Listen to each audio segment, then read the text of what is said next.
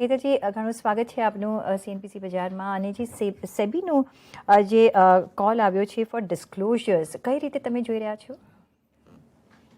I think India disclosure is a disclosure based regime. So what SEBI जो જે try કરવાની કોશિશ કરે છે કે shareholder empowerment કેવી રીતે વધે. I think 4 main provisions that in the SEBI board meeting, along with the whole, it's a very long agenda of the board meeting, but the 4 main provisions are ke into side deals which promoters cut with companies, better disclosure, shareholder approval. Secondly, special rights of a certain set of stakeholders will come back to shareholders for an approval. Board permanency nahi થાય. હવે promoter હોય તે board પર permanently નહીં રહી શકે. પીરિયોડિકલી shareholder approval માટે આવવું જોઈએ. And fourth and the more contentious one is કે માર્કેટ રૂમર જેટલી હોય એ કંપનીઓએ કન્ફર્મ યા ડિનાય કરવું પડે. These are the 4 main provisions right now from the whole long board agenda that they've had on shareholder empowerment. હજી તો જે ડિસ્ક્લોઝરના નિયમ છે એ એક થોડાક સ્ટ્રિક્ટર કરાયા છે ને જેમ હિતલજી કહી રહ્યા છે કે ઇન્ડિયામાં ડિસ્ક્લોઝર એક મોટું પાર્ટ પ્લે કરતું આવી રહ્યું છે ને આપણે કરતા રહ્યા છે. પણ એ જે નિયમ છે એ છે કે બોર્ડ બેઠકમાં જ્યારે થાય છે ત્યારે અડધા જ કલાકમાં તમારે એક સેબીને જાણકારી આપવાની રહેશે. રૂમર્સ માટે પણ જો ક્લેરિફિકેશન તમારે આપવું પડશે. એકંદરે લિસ્ટેડ કંપનીઓમાં કોઈ સ્થાયી બોર્ડ મેમ્બર નહીં રહી શકે. તો એવા ઘણા બધા ફેરફાર કરવામાં આવ્યા છે. પણ હેતલજી, આ જે બધા જ નોર્મ્સ તમે આવતા આપણે જોઈ રહ્યા છે, કઈ રીતે તમને લાગે છે કે એડવાન્ટેજીસ કે બેનિફિશિયલ કે ઇન્ફોર્મેટિવ હોઈ શકે છે કે પોઝિટિવ હોઈ શકે છે from the point of view of company and from the point of view of an investor? I think જેટલા બી પ્રોવિઝન્સ છે they favor the investor. And that is essentially the goal that SEBI also has.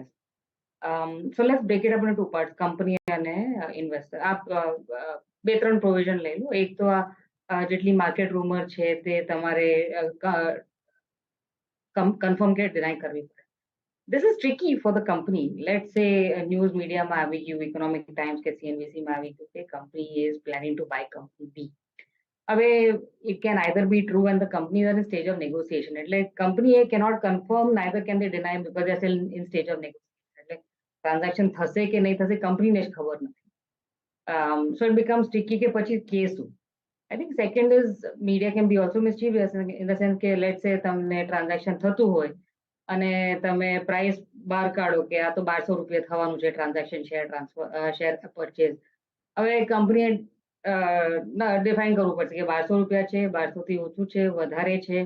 એટલે એ પ્રમાણે એમને જો ready પણ નહીં હોય તો પણ એ લોકો companies will be compelled to make the announcement. So I think SEBI has, to be fair, હમણાં તો બોર્ડ મીટિંગ છે, એકચ્યુઅલ રેગ્યુલેશન હજુ આવશે, so there will be more clarity at that point in time. પણ which market rumors is SEBI referring to, what kind of market rumors, એ થોડું narrow કરીને structure બનાવે so it will be easier for companies.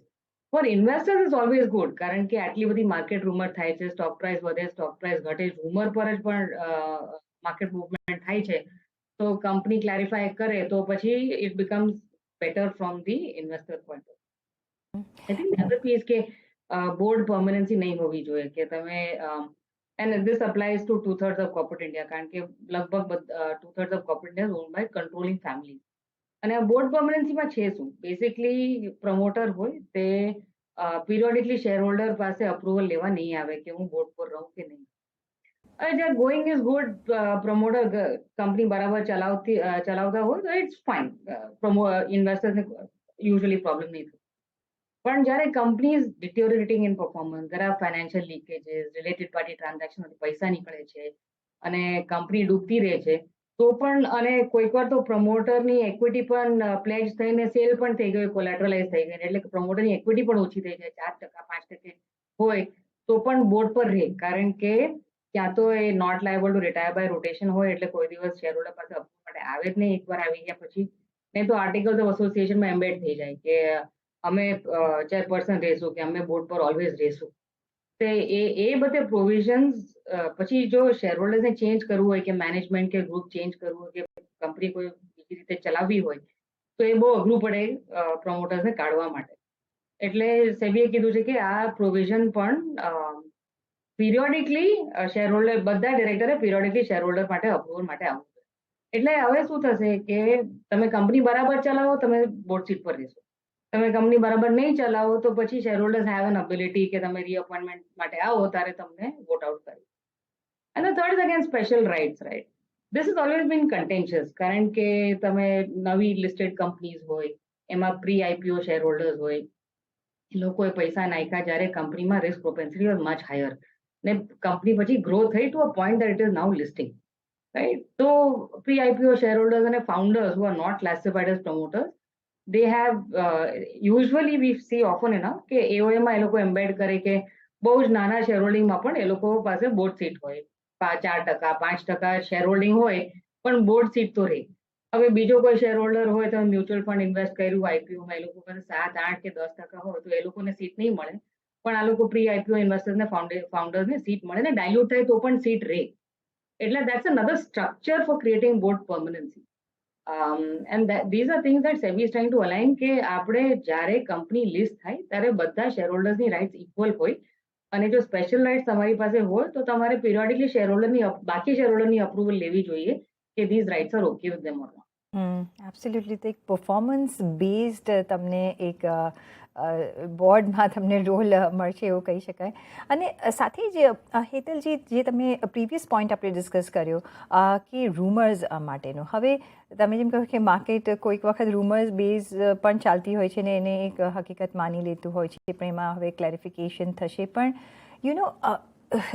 જે રીતના આપણું social media structure છે હવે, before anybody else knows or before the company knows a rumour કે a news બહાર આવી જતા હોય છે અને એટલું ફાસ્ટ મૂવમેન્ટ હોય છે અને દરેક દિવસે નહીં, આપણે એવરી મિનિટે કોઈ આપણે ન્યૂઝ જોતા હોઈએ છીએ.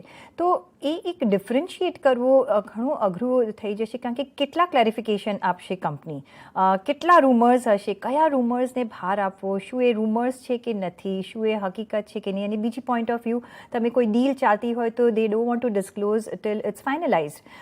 તો આવા ફાઇનલ પોઈન્ટ્સ માટે થોડું તમને લાગે છે કે કંપનીઝ માટે કમ્બરસમ થઈ જશે વીઝ જે ઇન્વેસ્ટર છે કે જે રિટેલ ઇન્વેસ્ટર છે એ કયા ન્યૂઝ પર પછી ભાર આપે, કયા ન્યૂઝ પર ન આપે, એ પણ એક થોડું પ્રોબ્લેમેટિક થઈ જશે. This is complicated. I think it's tricky and there's no easy answer. I think એક તો રેગ્યુલેશન આવશે ત્યારે બેટર ક્લેરિટી આવશે. સેકન્ડ, આઈ થિંક એટલે જ મેં કીધું કે SEBI has to narrow the contours કે મેઇન સ્ટ્રીમ મીડિયામાં એટલે which media is WhatsApp university main stream media or they have to clarify કે કયા what kind of situations in which the clarification has to come. Everything is going to become too large and too cumbersome for companies. So the intent is right. એટલે સેબી જે કરવાની try કરે છે તે બરાબર કરવાની ટ્રાય કરે છે, પણ કેવી રીતે આ એકચ્યુઅલ કોન્ટુઅર્સ થશે is open to question. So I think SEBI needs to, I think when the regulation comes out, we'll know more, but they need to narrow it down a little bit, define the contours. And I think જ્યારે આ પ્રેક્ટિસમાં ચાલુ થશે ત્યારે the real concerns will actually come out, and over a period of time you'll see the situation stabilize. From a market perspective, getting better, જ્યારે clarity better હોય તો always the decisions that investors make will always be better and more informed. So the directionality is right, but I think implementation 2, 3, 4, 6 મહિના જોશો પછી આપણે ખબર પડશે કે ફાઇનલી કેવી રીતે આ સિચ્યુએશન આયન આવશે. એબ્સોલ્યુટલી. જે અત્યારે તો બોર્ડ મીટ છે ને પછી કઈ રીતના રેગ્યુલેશન આવે છે એના પર આપણે ધ્યાન રાખીશું અને કઈ રીતે ફાઇનલ પોઈન્ટ્સ મેનેજ કરે છે એના પર પણ આપણે રાખીશું ધ્યાન. સાથે જે બીજો જે આસ્પેક્ટ છે કે સેકન્ડરી માર્કેટ ટ્રેડિંગ માટે હવે એસબાની મંજૂરી લેવી જરૂરી પડશે. કઈ રીતે આ બીજા તમે પોઈન્ટ્સ જોઈ રહ્યા છો અને કઈ રીતે આપણે ધ્યાન રાખવું જોઈએ? Not in my remit to answer. I'm sorry, I can't answer that. Okay. બીજા જે ફાઇનલ પોઈન્ટ્સ છે કઈ રીતે તમે જોશો જે બી સેબીના જે નિયમો આવવાના છે હવે from the point of view of retail investor કઈ રીતે આપણે ધ્યાનમાં રાખવાના છે as a investor? See, I think